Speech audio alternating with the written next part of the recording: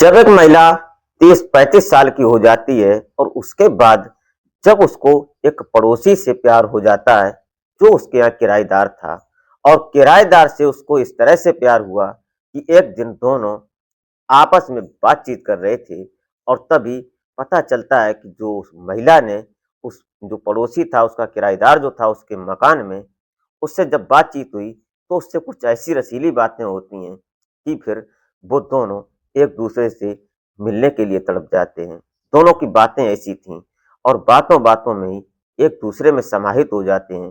दोनों के शारीरिक संबंध बन जाते हैं और फिर पति ने जब अचानक एक दिन किसी काम से जब घर आता है, तो जब घर में अपने किराएदार और अपनी पत्नी को जब एक साथ इंटीमेट होते हुए, एक साथ आपत्तिजनक स्थिति में कमरे में देखता है, तो उसके पैरों तले ज़मीन खिसक जाती है।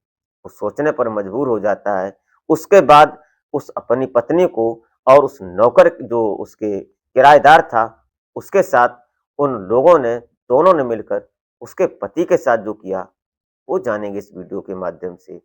तो क्या होता है इस कहानी में, सिलसिलेवार तरीके से समझते हैं। तो आप इस घटना को अंत तक ज़रूर बात कीजिएगा और घटना को जानने की कोशिश करते हैं।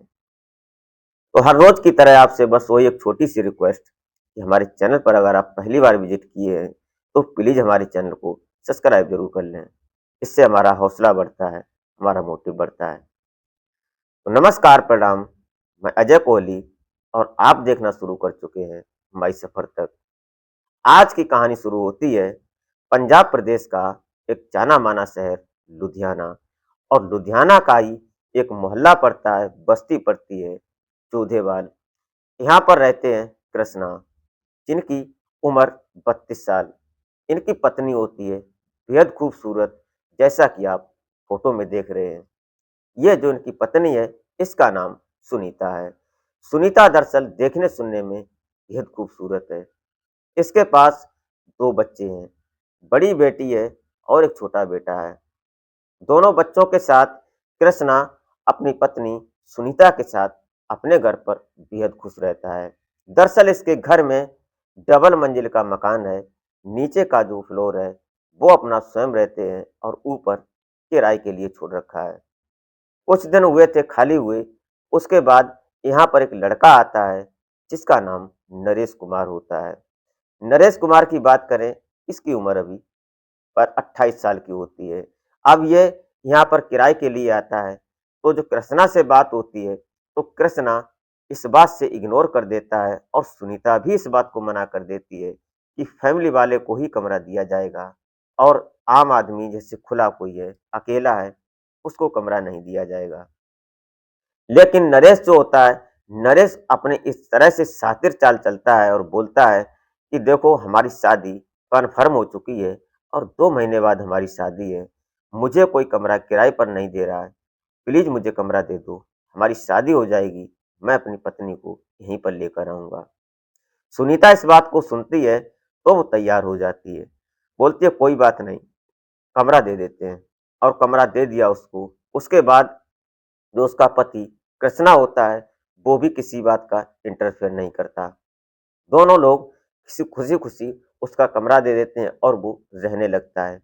दरअसल नरेश कुमार जो था, ये किसी फैक्ट्री में वहाँ काम करता है और इसकी अक्सर नाइट ड्यूटी ही हुआ करती है। ये दिन में अपने कमरे पर रहता, शाम को जाता, रात की ड्यूटी, सुबह अपने घर। ऐसा ही उसका दिनचर्या था। लेकिन जो कृष्णा था, इसकी एक इंजन की दुकान होती है। ये अक्सर अपने मेंटेनेंस का काम करता और अपनी दुकान पर रहता। समय आ जाता है 28 अगस्त 2025। 28 अगस्त 2025 को एकदम पता चलता है कि बारिश का मौसम था, बारिश हो रही थी, घनघोर बारिश हो रही थी, तो जो बच्चे थे, वो स्कूल से आने के बाद अपने पिता के लिए लंच ले जा रहे थे। लंच लेकर जब वो जाते हैं, तो वहाँ देखते हैं कि उसका पिता कृष्णा जो है, उसकी डेड बॉडी पड़ी हुई है। वो लहूलुहान अवस्था में दुकान में पड़ा हुआ है। दरअसल कोई ग्राहक आया नहीं, क्योंकि पानी इतने बरस रहा था, तो कोई आया आने-जाने वाला था नहीं। जब उसके बच्चे देखते हैं, तो वो चीखने लगते हैं, रोने लगते हैं। तो जो बगल में इधर-उधर की जो दुकानें थीं, वो दुकानदार अपनी दुकानों में बैठे थे। वो सुनते हैं, वो दौड़े भागे वहाँ आते हैं और जैसे ही देखते हैं कि कृष्णा की हालत ये है, तो तुरंत वो पुलिस को इन्फॉर्म कर देते हैं। जैसे ही पुलिस वहाँ पहुँचती, पुलिस उस शव को अपनी कस्टडी में लेती। दरअसल जो कृष्णा था, उसकी सांसें खत्म हो चुकी थीं और उसके शरीर से, सिर से बहुत ब्लड बह रहा था। उसके ऊपर एक इंजन भी पड़ा हुआ था, जो पलटा हुआ दिखाई दे रहा था। दरअसल जब पुलिस इस बात को वहाँ देखती है, तो अंदाजा तो लगा लेते हैं कि ये अपने आप तो शायद नहीं मरा, इसने ऐसा हुआ नहीं है, इसकी कोई सोची-समझी साजिश है, इसकी हत्या की गई है। पुलिस इस बात की इन्वेस्टिगेशन करने लगती है। जो शव था उसको पोस्टमार्टम के लिए भेज दिया जाता है। पोस्टमार्टम रिपोर्ट जब 2-4 दिन में आती है, तब तक पुलिस तफ्तीश करती रहती है। जब रिपोर्ट आती है तो उसमें पता चलता है कि इसके सिर में किसी भारी भरकम चीज़ से वार किया गया और उससे इसकी मौत हुई है। कहानी थोड़ा पीछे से चलते हैं, लगभग 1 साल पहले, जब ये नरेश इसके घर में आया था कृष्णा के, उसी बीच कृष्णा तो अपने काम पर चला जाता, अपने दुकान पर, और जो घर में नरेश और इसकी पत्नी सुनीता दोनों ही रहते और दोनों के आपस में प्रेम संबंध हो जाते हैं।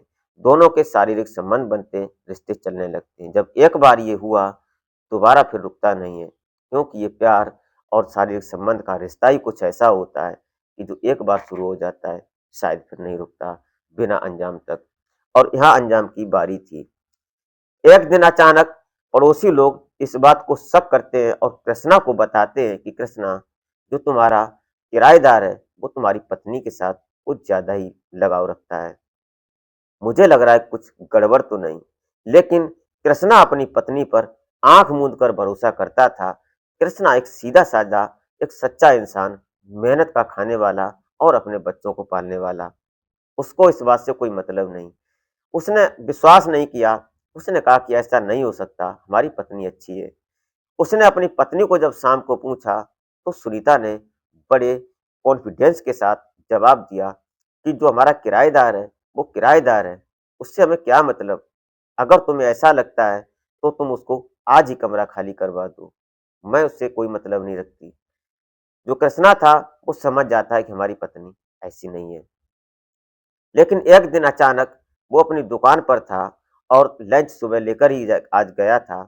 तो फिर उसकी जो एक व्यापारी होता है, जो सामान उसको देता था, वो पैसे लेने आता है दुकान पर, और आज पैसे कृष्णा अपने घर पर ही छोड़कर चला गया था। उसको याद नहीं रहा। वो उसी वक्त अपने घर आता है, लगभग 1 बजे का वक्त रहा होगा। जैसे ही घर आता है, तो जो घर का मेन गेट होता है, वो खुला हुआ था। अंदर का कमरा बंद था और खिड़की से जब कृष्णा ने देखा कि उसकी पत्नी उसके किराएदार के साथ इंटीमेट हो रही है और आपत्तिजनक स्थिति में, ये देखकर कृष्णा के पैरों तले जमीन खिसक जाती है। वो इंतजार करने लगता है, कुछ नहीं कहता।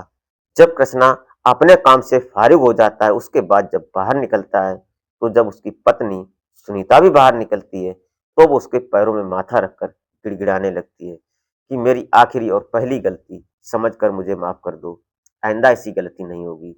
कृष्णा का जो किराएदार था, नरेश, वो भी भागकर अपने कमरे में चला जाता है। लेकिन उसी वक्त कृष्णा सीधा हुक्म दे देता है कि तुम कमरे को खाली कर दो, और वो कमरा खाली कर कर सुभाष नगर में रहने लगता है। सुभाष नगर में रहता है ये, लेकिन वहां पर ये सुनीता जो थी, वो उससे अक्सर मिलने जाने लगती है। पहले फोन पर बात हुई, उसके बाद उसके कमरे पर मिलने जाने लगती है।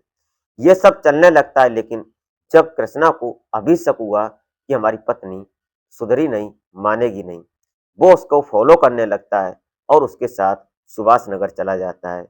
जब ये नरेश और सुनीता दोनों आपत्तिजनक स्थिति में होते हैं, वहां भी ये प्रेजेंट में पकड़ लेता है। उसके बाद कृष्णा जो था, वो नरेश को मारता पीटता है। जब उसकी पिटाई करता है, उसके बाद दोनों अपनी पत्नी को साथ में लेकर वहां से चला आता है कृष्णा। ये दोनों घर आ जाते हैं। फिर इधर जो सुनीता थी, सुनीता ने इस कृष्णा ने सुनीता और नरेश को ये धमकी दी कि आइंदा ऐसा हुआ तो तुम दोनों को मैं जिंदा नहीं छोड़ूंगा।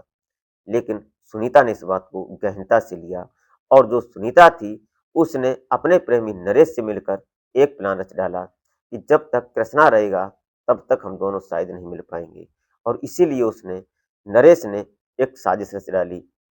उसने कहा तुम परेशान मत हो, अगर तुम्हारे पति को पहले तो सुनीता ने कहा कि हम दोनों भाग चलते हैं, लेकिन नरेश ने ये कहा कि नहीं, भागने से कोई फायदा नहीं। तुम हम कृष्णा को खत्म कर देते हैं और फिर जो उसकी प्रॉपर्टी है, जो मकान है, वो तुम्हारे नाम हो जाएगा और उसी मकान में रहकर हम दोनों लोग मौज करेंगे। इसमें सुनीता सहमत हो जाती है और दोनों इसी बात को अंजाम दे देते हैं। 28 अगस्त 2025 को जब वो इंजन पड़ा हुआ था उसके शरीर पर, बच्चों ने जब देखा था, उसको उसी ने मारा था, नरेश ने। दरअसल पुलिस ने जब सुनीता का फोन चेक किया तो उसमें घंटों बात होती थी और उस अननोन नंबर से जब उसकी डिटेल्स चेक की गई, उसकी जब सीडीआर निकलवाई गई तो वो नंबर नरेश का होता है। लोकेशन उसकी निकाली जाती है तो सुभाष नगर की निकलती है। सुनीता को पुलिस अपने अंडर लेती है, उसके बाद नरेश को भी पुलिस धर दबोचती है। दोनों को साथ में लेकर पुलिस जो जिला कोर्ट होता है वहां पर पेश कर देती है। इनके ऊपर संबंधित धाराएं लगाई जाती हैं और ये सलाखों के पीछे पहुंच जाते हैं। दोस्तों, ये रही सच्ची घटना।